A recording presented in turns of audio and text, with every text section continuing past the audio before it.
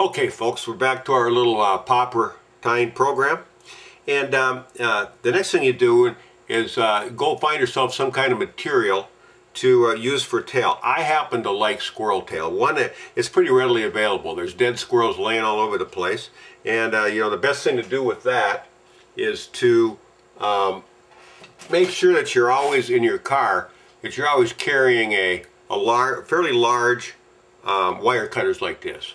Because you can just hold the squirrel up off the pavement, snap the tail right off of there. It works great.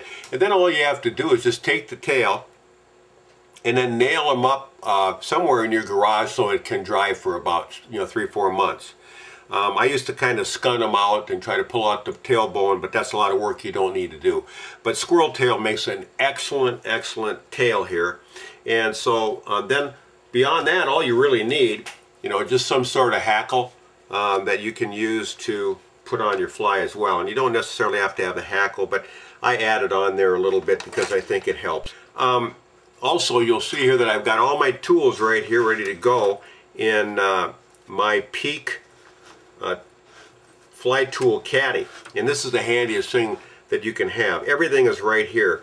You got a place for all the kinds of things that you're going to need. We're going to be using here pretty quick, and it's just right there. For example, my glue had dried, of course, because I hadn't used it for a while, and I've got this great picking brush tool from Peak that is used to kind of pick out the fibers on a fly, or it's got a pointed pick end right here too that you can use for a lot of different things, including freeing up your glue hole. So I've got the body on here now. It's had a chance to set up, and it's nice and firm.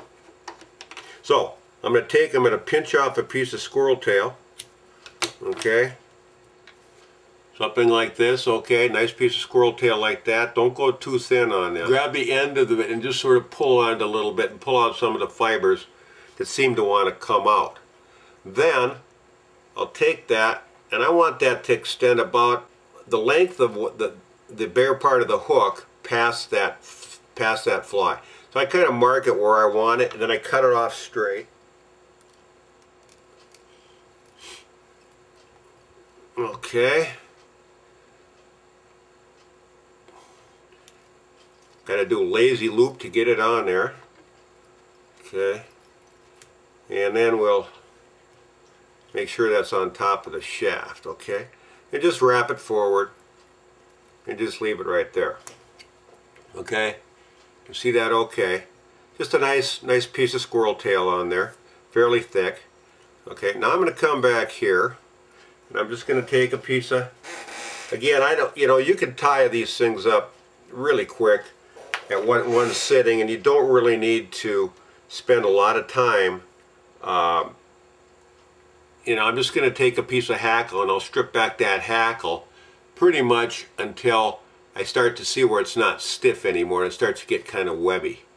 And then I'll usually cut it off about there. And you can go forward to back or back to forward on this. I usually just like, for simplicity's sake, to go use the wide part in the back, and I'll lay it down so that it's the shiny part of that hackle is facing me, and I'm going to get the tip of it. I just angle that tip down a little bit, and then I bring my thread forward so I can tie it off in a minute.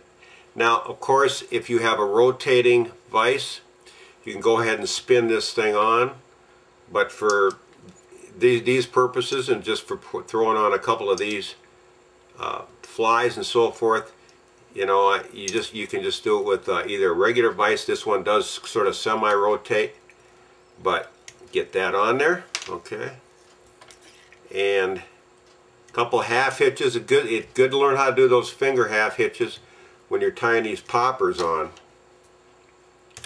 Well, that's it, folks. You can go ahead and you can throw some eyes on them.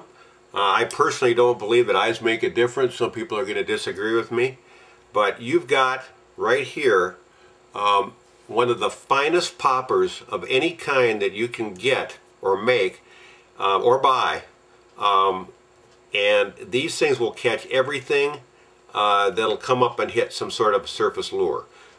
These foam poppers are so light that you can throw them. They don't feel much different than a size 12 fly or a hopper type fly because they're so light, and they're so much more efficient to use than a balsa wood or other types of poppers from other types of materials. So I encourage you to try these things. It's easy to tie up a ton of these things in a short period of time. You'll have enough poppers to last you and your buddies for a long time.